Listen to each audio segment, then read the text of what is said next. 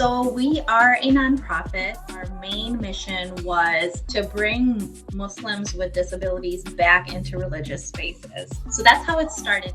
It was very difficult for families to come into religious spaces, such as a mosque or a community dinner or a lecture, or a convention where they want to attend and watch lectures and there's no one to watch their kids. I would say it's definitely evolved from then. If somebody has a disability and say they're in a wheelchair, a lot of times they didn't even just have access to come into the space. Like, is there a ramp? Is there an elevator? And then in our faith, we have to make wudu before prayer, which is like a washing ritual. So like sometimes they didn't have access to the bathroom where like they could properly wash. If they're in a wheelchair, they couldn't like read. For the deaf community, there was no ASL.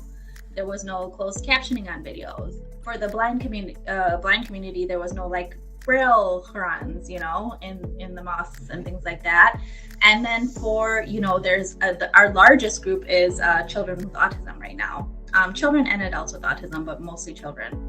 I mean, people are not used to those kind of behaviors, like someone who can't sit still, someone who can't be quiet during a lecture, someone who might need like sensory breaks, So the community is not used to that at all, to seeing that, to interacting with that. So that had to be like step one, is make the space accessible and make the people like understanding and open. We need a quiet room for these kids to go to.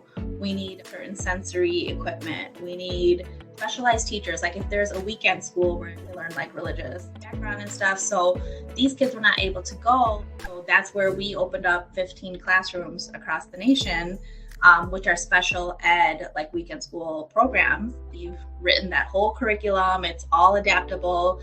It's very visual. There's a lot of visual schedules, and there's a special ed teacher running each of those.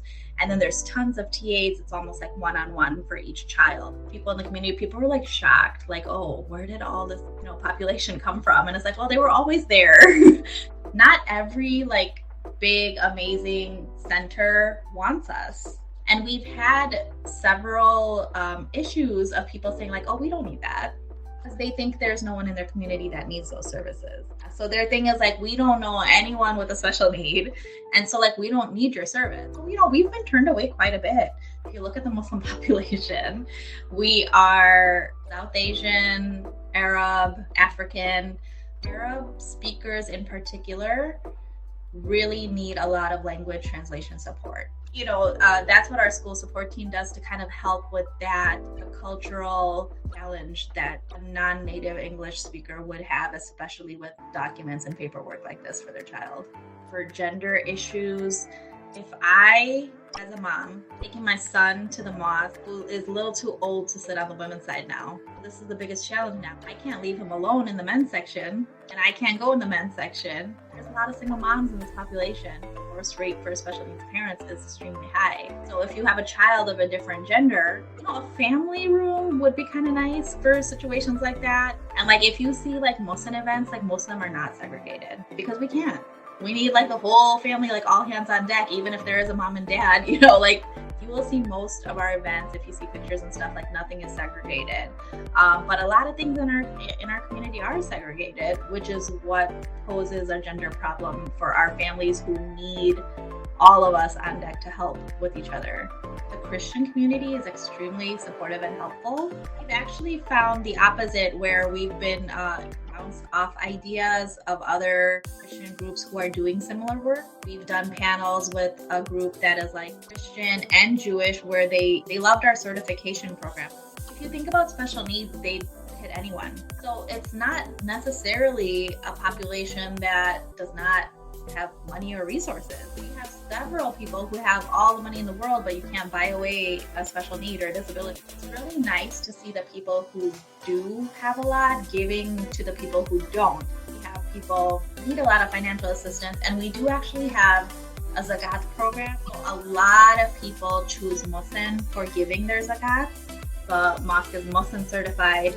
That means that they've, hit off certain checkpoints that shows that we're a friendly, accessible mosque. First of all, like they would just contact us and say like, hey, we want to be MUHSEN certified. We have like silver certification, gold certification, and platinum, like depending on the level they're at. So like say a new mosque is starting, obviously they would start with a silver certification. There are some physical aspects to that you would want to think about. If the wheelchair can get up the ramp into the building, but now they still have to go to the bathroom and they still have to make wudu there. Outside of physical, a lot of like mental accessibility that needs to happen. Every Friday they give a khutbah at Friday prayer. 4 times a year they're required to give a khutbah specifically on disability. So now the community is hearing about this from their imam, right? And then they have to have that needs survey posted. So like families in the community can start registering that like we have these specific needs.